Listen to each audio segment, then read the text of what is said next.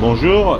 Tout d'abord, je voudrais rendre hommage aux victimes du coup d'État de vendredi 13 novembre à Paris. Un coup d'État qui a été fait par le biais, enfin par l'intermédiaire de certains djihadistes qui sont quand même le fruit de toute une politique de l'Élysée, de Matignon et du Quai d'Orsay. Parce qu'ils ont été baignés, comme vous bien le savez, dans les éléments d'Al-Nusra, qui sont depuis longtemps les grands alliés, entre guillemets, de l'Occident, en particulier de la France, dans la déstabilisation de la Syrie et de la Libye. Que ce soit un coup d'État, ça vient de soi, on y reviendra tout de suite après.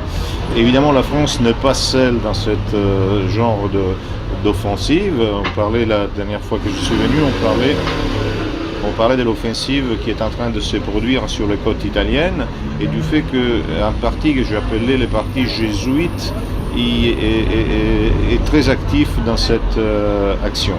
En fait, quand je parlais du parti jésuite, je tiens à résumer, nous avons le chef de la banque, enfin le président de la banque centrale qui s'appelle Mario Draghi, qui est un cosmopolite qui s'est formé dans l'école jésuite. Nous avons comme président de la République un Mattarella qui fait partie de l'école jésuite.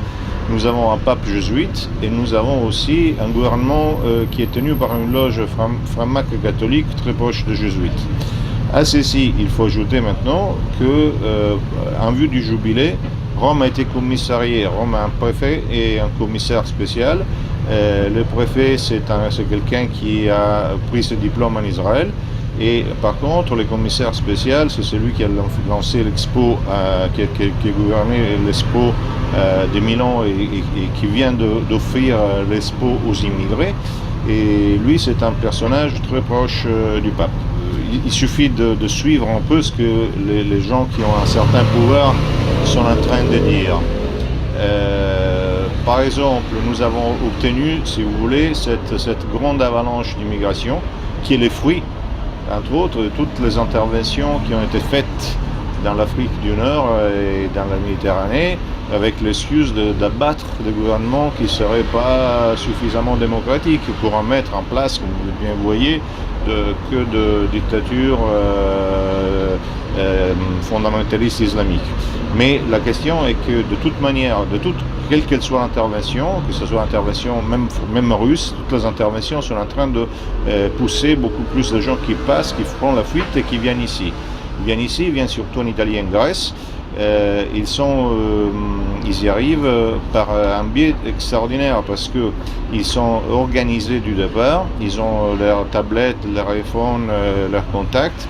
Il y a une organisation qui les aide dans toutes les choses, tous les éléments. Cette organisation est gérée par le millionnaire ou par les plurimillionnaires philanthropes, entre guillemets, George Soros, lesquels continuent de dire et de forcer pour qu'il y ait une seule commission européenne pour l'immigration.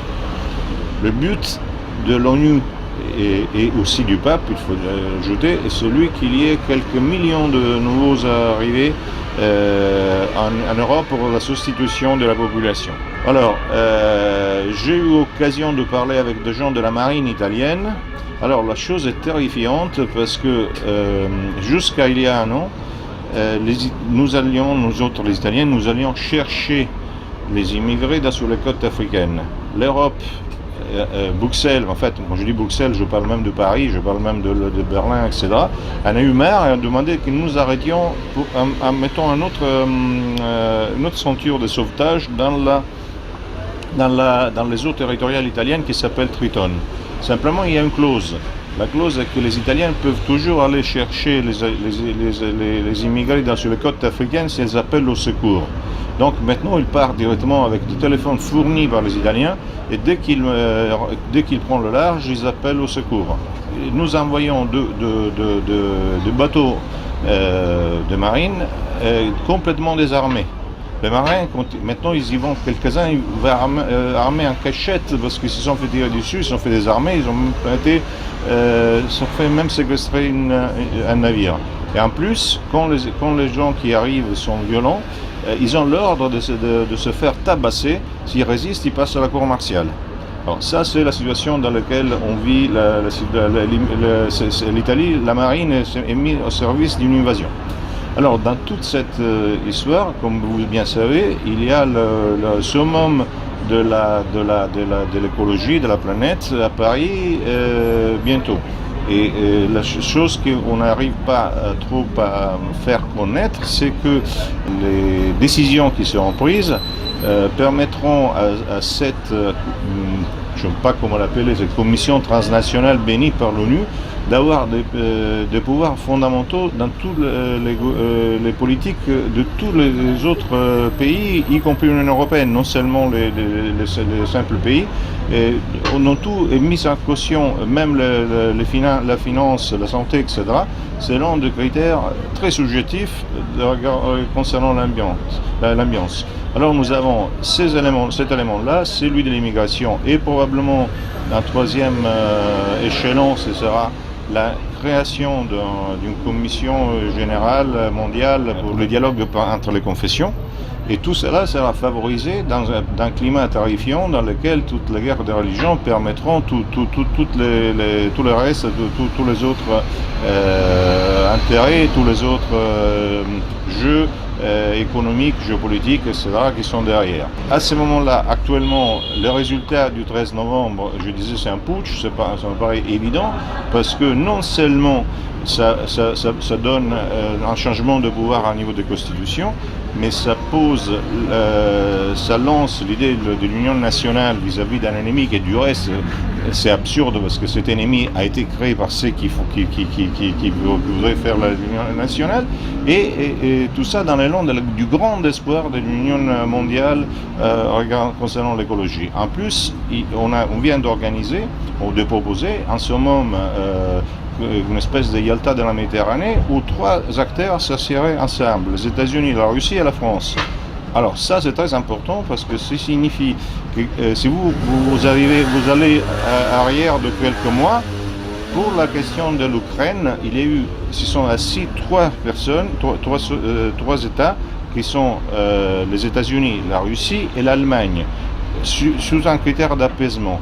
Je vais vous raconter la dernière fois qu'on s'est vu qu'il y a parmi les projets du Council of Foreign Relations, qui est le CFR, c'est-à-dire un think tank privé, que depuis 1932 dicte toute la politique étrangère des États-Unis, qui a proposé non seulement d'isoler l'Allemagne, chose qui de reste était faite entre autres par la Volkswagen et l'attaque des immigrés que Soros a lancé carrément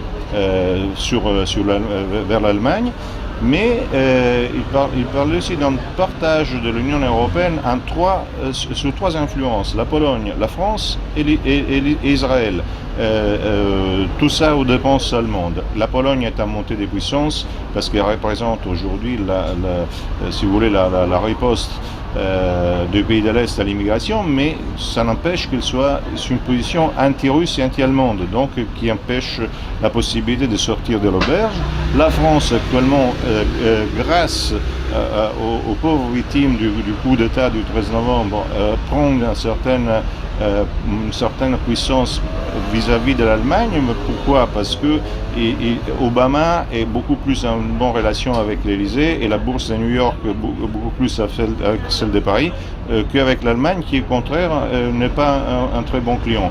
Israël est en plein poussé, et dans cela, le 8 décembre, nous avons en Italie la naissance, il commence le jubilé spécial. On ne sait pas pour quelle raison le pape a voulu faire le jubilé spécial, et nous avons des difficultés à savoir si il y a dans les projets l'idée de faire un très grand bond de sang dans un point de vue de guerre de religion. Ça, je ne peux pas l'affirmer, je ne peux pas le nier non plus. C'est un sujet à caution, mais c'est un danger que nous avons face à nous. Et de toute façon, la question est globale, n'est pas une question italienne, n'est pas une question française, est une question globale. L'attaque est complète, l'extermination de nos peuples et la destruction de nos cultures sont un acte de tous les points de vue, et nous subissons actuellement une accélération de ce processus. dessus, ils ont fait des armées, ils ont fait même séquestrer un navire. Et en plus, quand les gens qui arrivent sont violents, ils ont l'ordre de se faire tabasser. S'ils résistent, ils passent à la cour martiale. Alors ça, c'est la situation dans laquelle on vit l'Italie. La marine est mise au service d'une invasion. Alors, dans toute cette histoire, comme vous bien savez, il y a le summum de l'écologie, de la planète à Paris bientôt. Et la chose qu'on n'arrive pas trop à faire connaître, c'est que les décisions qui seront prises permettront à cette, je ne sais pas comment l'appeler, cette commission transnationale bénie par l'ONU, d'avoir des pouvoirs fondamentaux dans toutes les politiques de tous les autres pays, y compris l'Union européenne, non seulement les simples pays. Et on a tout est mis en caution, même la finance, la santé, etc., selon des critères très subjectifs concernant l'ambiance. Alors nous avons cet élément-là, celui de l'immigration, et probablement un troisième échelon, ce sera la création d'une commission générale mondiale pour le dialogue entre les confessions.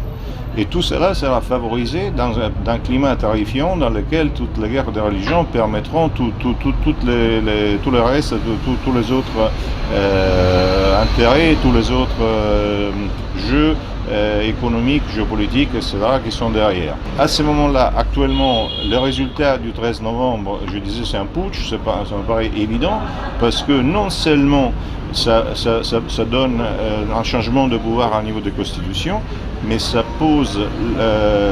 lance l'idée de l'union nationale vis-à-vis d'un ennemi qui, du reste, c'est absurde parce que cet ennemi a été créé par ceux qui voudraient faire l'union nationale, et tout ça dans l'élan du grand espoir de l'union mondiale concernant l'écologie. En plus, on vient d'organiser ou de proposer en ce moment une espèce de Yalta de la Méditerranée où trois acteurs s'assiraient ensemble, les États-Unis, la Russie et la France.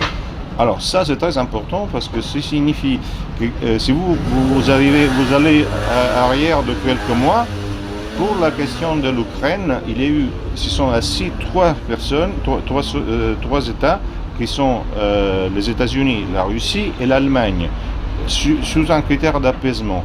Je vais vous raconter la dernière fois qu'on s'est vu qu'il y a parmi les projets du Council of Foreign Relations, qui est le CFR, c'est-à-dire un think tank privé, que depuis 1932 dicte toute la politique étrangère des États-Unis, qui a proposé non seulement d'isoler l'Allemagne, chose qui de reste était faite entre autres par bonjour, tout d'abord je voudrais rendre hommage aux victimes du coup d'État le vendredi 13 novembre à Paris, un coup d'État qui a été fait par le biais, par l'intermédiaire de certains djihadistes qui sont quand même le fruit de toute une politique de l'Élysée, de Matignon et du Quai d'Orsay, parce qu'ils ont été baignés, comme vous bien savez, dans les éléments d'Al-Nusra, qui sont depuis longtemps les grands alliés, entre guillemets, de l'Occident, en particulier de la France, dans la déstabilisation de la Syrie et de la Libye. Que ce soit un coup d'État, ça vient de soi, on y reviendra tout de suite après. Évidemment, la France n'est pas seule dans ce genre d'offensive. On parlait la dernière fois que je suis venu, on parlait de l'offensive qui est en train de se produire sur les côtes italiennes et du fait qu'un parti que j'ai appelé le parti jésuite est très actif dans cette action. En fait, quand je parlais du parti jésuite, je tiens à résumer, nous avons le chef de la banque, le président de la banque centrale qui s'appelle Mario Draghi, qui est un cosmopolite qui s'est formé dans l'école jésuite. Nous avons comme président de la République un Mattarella qui fait partie de l'école jésuite. Nous avons un pape jésuite et nous avons aussi un gouvernement qui est tenu par une loge franc-maçonne catholique très proche des jésuites. À ceci, il faut ajouter maintenant que, en vue du jubilé, Rome a été commissariée. Rome a un préfet et un commissaire spécial. Le préfet, c'est quelqu'un qui a pris ce diplôme en Israël. Et par contre, le commissaire spécial, c'est celui qui a lancé l'Expo, qui a gouverné l'Expo de Milan et qui vient d'offrir l'Expo aux immigrés. Et lui, c'est un personnage très proche du pape. Il suffit de suivre un peu ce que les gens qui ont un certain pouvoir sont en train de dire. Par exemple, nous avons obtenu, si vous voulez, cette grande avalanche d'immigration, qui est le fruit, entre autres, de toutes les interventions qui ont été faites dans l'Afrique du Nord et dans la Méditerranée, avec l'excuse d'abattre des gouvernements qui ne seraient pas suffisamment démocratiques pour en mettre en place, comme vous bien voyez, que de dictatures fondamentalistes islamiques. Mais la question est que de toute manière, quelle qu'elle soit l'intervention, que ce soit l'intervention même russe, toutes les interventions sont en train de pousser beaucoup plus de gens qui passent, qui font la fuite et qui viennent ici. Ils viennent surtout en Italie et en Grèce. Ils y arrivent par un biais extraordinaire parce qu'ils sont organisés du départ, ils ont leurs tablettes, leurs iPhones, leurs contacts. Il y a une organisation qui les aide dans toutes les choses, tous les éléments. Cette organisation est gérée par le millionnaire ou par les plurimillionnaires philanthropes, entre guillemets, George Soros, lesquels continuent de dire et de forcer pour qu'il y ait une seule commission européenne pour l'immigration. Le but de l'ONU et aussi du pape, il faut ajouter, est celui qu'il y ait quelques millions de nouveaux arrivés en Europe pour la substitution de la population. Alors, j'ai eu l'occasion de parler avec des gens de la marine italienne. Alors la chose est terrifiante parce que jusqu'à il y a un an, nous autres les Italiens, nous allions chercher les immigrés sur les côtes africaines. L'Europe, Bruxelles, en fait, quand je dis Bruxelles, je parle même de Paris, je parle même de Berlin, etc. On a eu marre et a demandé que nous arrêtions en mettant une autre ceinture de sauvetage dans les eaux territoriales italiennes qui s'appelle Triton. Simplement, il y a une clause. La clause est que les Italiens peuvent toujours aller chercher les immigrés sur les côtes africaines si elles appellent au secours. Donc maintenant, ils partent directement avec des téléphones fournis par les Italiens et dès qu'ils prennent le large, ils appellent au secours. Nous envoyons deux bateaux de marine complètement désarmés. Les marins, maintenant, ils y vont quelques-uns, ils vont armer en cachette parce qu'ils se sont fait tirer